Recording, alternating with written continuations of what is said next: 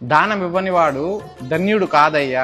కుడి చేత్తో చేసేటటువంటి సహాయము ఎడమ చేతికి కూడా తెలియకూడదని చెప్పారు మన పెద్దలు. శరీరం విడిచిన తర్వాత నీ వెనకంటి ఏది వస్తుందో అది నువ్వు ఏదైతే పెట్టి ఉంటావో ఆ పుణ్యం ఒకటే నీ వెనకంటి వస్తుంది. కాబట్టి ఇచ్చేటప్పుడు అహంకారం చూపకుండా ఇవ్వు. నా అదృష్టం ఇవ్వగలుగుతున్నాను అని చెప్పి మనస్ఫూర్తిగా ఇచ్చేయి. రేపు పొద్దున్నే ఒక సన్యాసి వస్తాడు, భవతి భిక్షాం దేహి అని నీ ఇంటి ముందరకు వస్తాడు. నీ అదృష్టంగా భావించి నీ దగ్గర ఉన్నది దానం చేయి, సంతోషంగా పెట్టు ఓ బృహస్పతి. ఇచ్చేటప్పుడు శ్రీయావేయం, భగవంతుడు నీకు ఎంతైతే ఐశ్వర్యం ప్రసాదించాడో దానికి తగినట్టుగానే దాన ధర్మం చేయి. సిగ్గుపడుతూ ఇవ్వు. ఎంతమంది ఎన్ని ఇచ్చారు, ఎన్ని దాన ధర్మాలు చేశారు.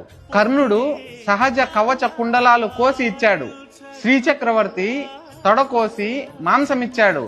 నేను ఏమిస్తున్నానో దానం చేసేటప్పుడు ప్రదర్శించుకోవడానికి ఫోటో కావాలని సిగ్గుపడుతూ ఇవ్వు.